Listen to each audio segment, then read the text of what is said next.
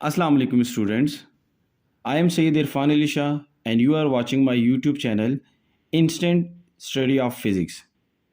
Today we study one of the most important topic from chapter number 13 electrostatic, that is parallel combination of capacitor.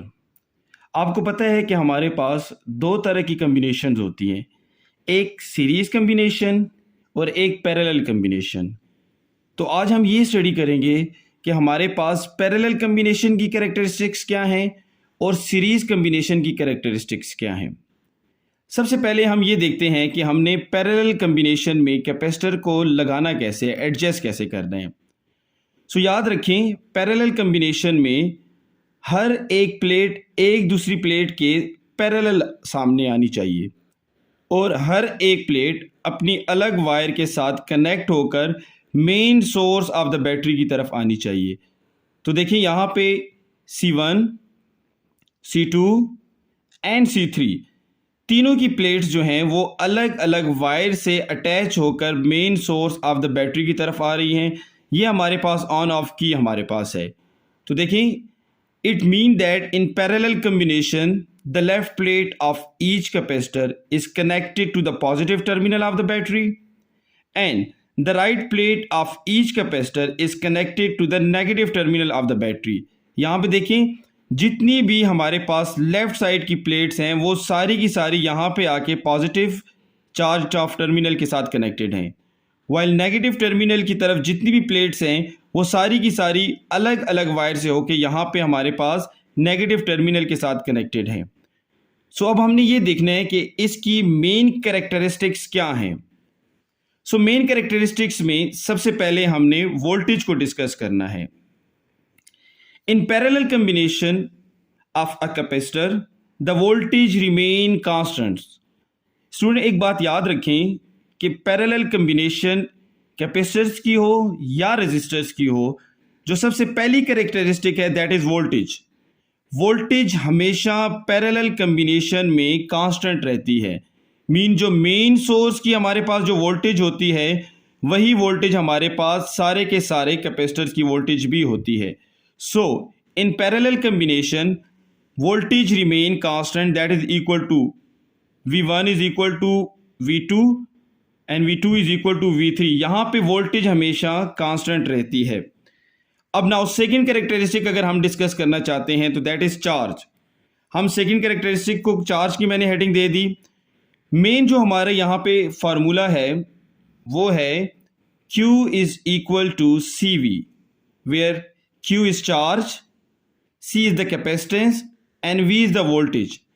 Q हमारे पास हर एक plate का charge show करेगा, C हमारे पास हर एक capacitor की capacitance को show करता है एंड V हमारे पास अप्लाइड वोल्टेज, जो आप वोल्टेज अप्लाई कर रहे हैं उसको शो करता है। तो एक बात याद रखें कि इन parallel combination of capacitor the charge is not constant. पहली बात मैंने यहां पे क्या लिख दी है, charge is not same on each plate. तो याद रखें कि हमारे पास पैरेलल कम्बिनेशन में चार्ज सेम नहीं रहता। सो यहाँ पे हमने पहली बात क्या नोट कर ली कि इट मीन दैट कि अगर हमारे पास charge 1 that is Q1 is equal to C1V, because voltage हमारे पास क्या है, कांस्टेंट है। Q2 that is equal to C2V and charge 3 जो हमारे पास डिवेलप होता है that is equal to C3V। तो देखिए यहाँ से हमें पता चल गया है कि हम चार्ज 1 को यूं लिख सकते हैं, चार्ज 2 को यूं लिख सकते हैं एंड चार्ज 3 को यूं लिख सकते हैं। अब हम ये देखेंगे कि टोटल चार्ज हमारे पास कितना डिवेलप हो रहा है। सो हम उसको फाइंड आउट करते हैं।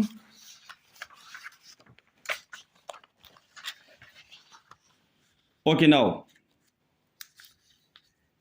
सबसे पहले हमारे पास जब आप चार्ज फाइंड करने लगते हैं तो यहां से हमारे पास Q1 plus Q2 plus Q3 and that is equal to total charge, that is equivalent charge, कि हमारे पास टोटल चार्ज कितना डिवेलप हो रहा है। सो यहाँ पे आपने ये देखना है कि हमारे पास टोटल चार्ज, तो देखिए मैंने Q1 के नीचे लिख दिया C1V plus C2V plus C3V। यहाँ पे देखिए हमारे पास जो चार्ज है उसको आपने यूं लिख दिया and that is equal to equivalent charge, mean total charge ही इक्वल हमारे पास इस तरह होता है। यहाँ पे देखिए हमारे पास value of voltage that is constant, so मैं V को कॉमन कर सकता हूं। मैंने यहाँ पे V को कॉमन किया तो C1 C2 C3, तो यहां से हमारे पास V is equal to Q। अब देखिए यहां पे मेरे पास जो वोल्टेज है वो इस तरफ मल्टीप्लाई हो रही है, तो हम इस तरफ ला के इसको डिवाइड कर देंगे। तो हम इसको यूं लिख सकते हैं कि C1 plus C2 plus C3 and that is equal to Q by V। अच्छा स्टूडेंट्स, अब देखिए असल में जो मेन फार्मूला है that is equal to Q is equal to CV। तो देखिए अगर मैं यूं लिख दूं कि Q by V, so that is equal to C, that is equal to C, it mean that यहां पे हम C लिख सकते हैं। तो देखिए इसको मैं यूं लिख देता हूं कि C equivalent that is equal to C1 plus C2 plus C3। तो देखिए यहां पे जो हमने इक्विवेलेंट कैपेसिटेंस को डिराइव कर लिया है, इक्विवेलेंट कैपेसिटेंस जो हमारे पास है वो हमारे पास sum of C1 plus sum of C2 plus sum of C3 की इक्वल आ जाती है। सो इक्विवेलेंट जो कैपेसिटेंस हमारे पास है वो इन सब के जमा करने से हमें मिल जाती है। तो आप यहाँ पे इस मैथमेटिकल को यूं लिख सकते हैं कि that is equivalent capacitance.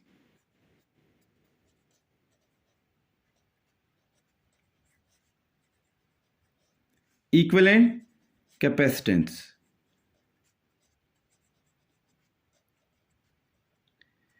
Paper में क्वेश्चन आता है डिफाइन और explain parallel combination of a capacitor and find its equivalent capacitance. आपसे पेपर में क्वेश्चन किया जाता है कि आप equivalent capacitance of a capacitor find out करके बताएं।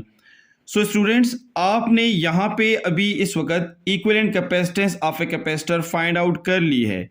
सो that is the third characteristic of equivalent capacitance capacitor, ठीक है, that is C1 plus C2 and C3। अब यहाँ पे आपने एक फोर्थ कैरेक्टरिस्टिक की हेडिंग देनी है and that is equal to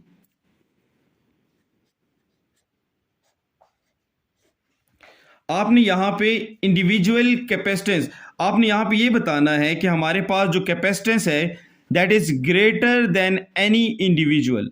अगर आप देखें लेट सपोज C1 2 है, C2 2 है एंड C3 भी 2 है, तो इनका सम ऑफ हमारे पास 6 बन जाता है।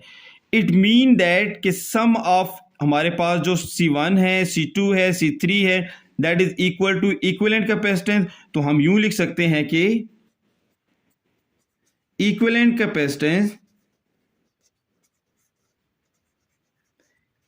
Capacitance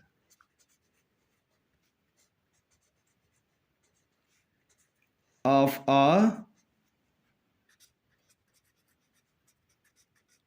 parallel combination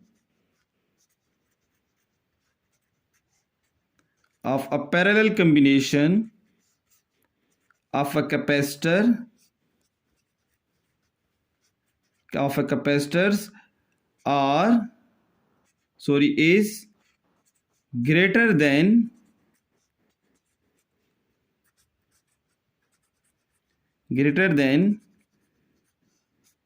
any individual capacitance।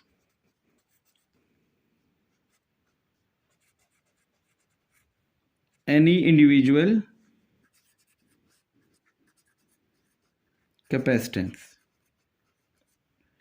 तो यहां पे देखें इसकी एग्जांपल मैं अभी आपको ऐसे देता हूं कि देखिए लेट हम यूं कह देते हैं कि अगर हमारे पास late C1 that is equal to 2 microfarad.